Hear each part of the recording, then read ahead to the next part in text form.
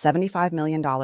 That is exactly how much money you would need to invest into a project before they freeze every single token you own, threaten to burn your entire position, and tell you to comply or face the authorities. This is not fiction. This happened. And today, on April 22nd, 2026, it landed in a California federal court. Crypto billionaire Justin Sun and his companies sued World Liberty Financial, a crypto project co-founded by President Donald Trump, accusing the company of extortion and an illegal scheme to seize his tokens. And while every mainstream outlet is going to frame this as just another crypto drama, what I am about to show you goes 3 layers deep. Because this story is about something much bigger than one billionaire and one lawsuit.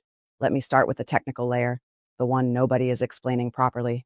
World Liberty Financial presents itself as operating in the decentralized finance sector. That word, decentralized, is everything in crypto. It means no single entity can touch your assets. No government, no company, no founder. Your money is yours. That is the entire promise of blockchain since Satoshi Nakamoto published the Bitcoin white paper in 2008. But here's what actually happened behind the scenes. According to the complaint, World Liberty changed the smart contract governing WLFI in August 2025 to add a blacklisting function that allowed the company to freeze tokens in specific wallets. The modification was not put to a governance vote or disclosed to investors. Read that again. They quietly rewrote the rules of the game without telling the players. While the upgrade was technically visible on the public blockchain, World Liberty buried it in the code without alerting token holders to its existence or implications. In the dark of night, the company thus created a blacklisting function that it could wield at will. Now think about a historical parallel. In 2013, the government of Cyprus woke up millions of ordinary citizens one morning and told them, a portion of your bank deposit is gone, seized, to bail out a banking system that failed them. No vote, no warning, no recourse. The world was shocked, but that was a government. What we are talking about here is a private crypto project with a hidden kill switch baked into the code of an asset that was sold to investors as being free from exactly that kind of control.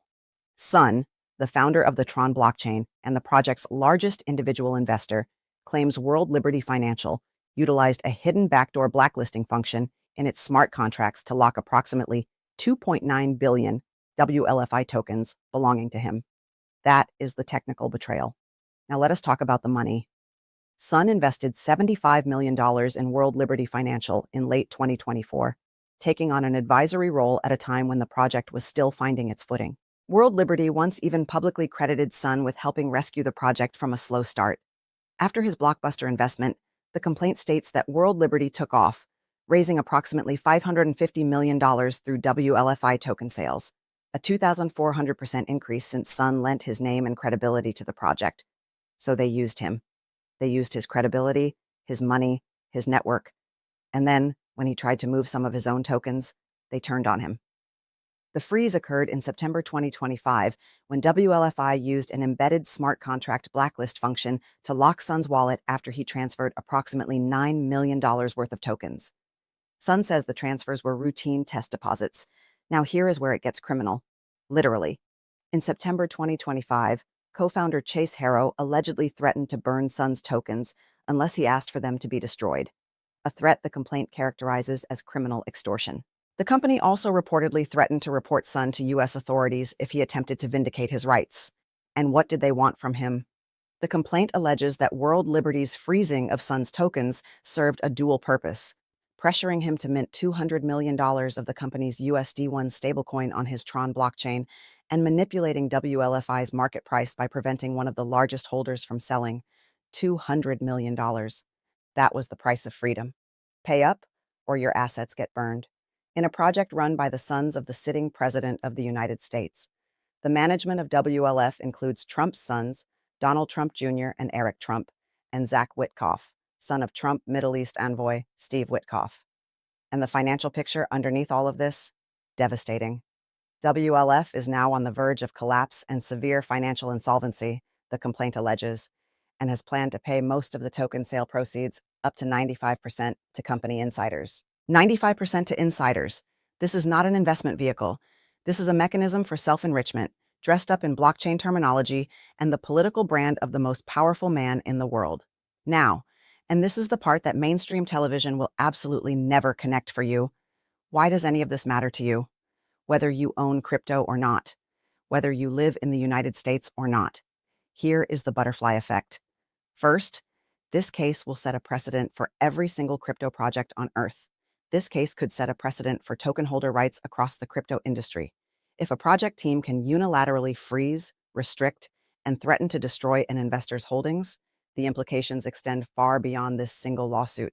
The outcome may reshape how governance rights, token vesting, and smart contract controls work in future projects. Every DeFi protocol, every blockchain startup, every token you might ever consider owning, the rules for all of them are being written right now in this courtroom. Second, this is not just a domestic American story. World Liberty Financial was involved in a $2 billion transaction by a state-owned United Arab Emirates firm, MGX. Legal experts criticize the deal as a potential violation of the emoluments clause of the U.S. Constitution. $2 billion from a foreign state entity flowing through a crypto project tied to a sitting president with no regulation, no transparency, and no oversight. When that kind of geopolitical money moves through unregulated channels, it distorts currency markets. It creates inflation pressure.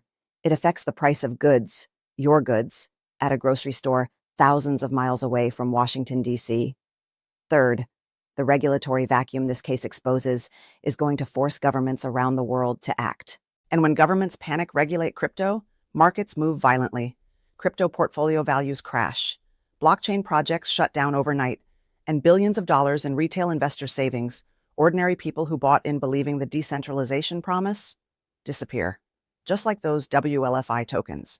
The WLFI token has dropped roughly 83% from its peak, and a large portion of tokens remain locked across all holders. Now let me give you the full picture of what Justin Sun actually is. He is not an innocent victim in a simple sense. The Wall Street Journal reported that he avoided traveling to the U.S. for years for fear of arrest. But then his fortunes took a turn after he invested $75 million in World Liberty Financial and started buying the president's meme coin. In February 2025, the SEC dropped its lawsuit against Sun, and the other government inquiries seem to have stalled as well. So you have a man who allegedly paid his way out of a federal investigation by investing in the right project. And then, when that same project turned on him, he went to court. The irony is thick enough to cut with a knife. The lawsuit marks a formal escalation after months of public sparring between Sun and WLFI, and could test how U.S. courts treat alleged centralized freeze controls in DeFi ventures. That court test is not just about Justin Sun and World Liberty Financial. It is about whether the entire concept of decentralized finance has any legal teeth at all. So here is where we land. A crypto project backed by the family of the President of the United States allegedly built a hidden backdoor to freeze assets, used that backdoor to extort a billionaire investor, planned to funnel 95% of proceeds to insiders, accepted $2 billion from a foreign state entity, and crashed in value by 83%, taking ordinary token holders down with it. The TV will tell you this is a billionaire squabble. I am telling you it is a stress test for the entire structure of politically connected finance in the digital age. And here is the question I want you to sit with and answer in the comments below, because there is no clean answer here. If a court proves that freezing and threatening to burn someone's crypto assets constitutes criminal extortion, does that mean every crypto project with a blacklist function is potentially running an extortion scheme against its own users? And if so, how many projects are you in right now that have that exact same function buried in their code? Drop your answer below, because that is the conversation that nobody in mainstream media is willing to have. And that is exactly why you are here.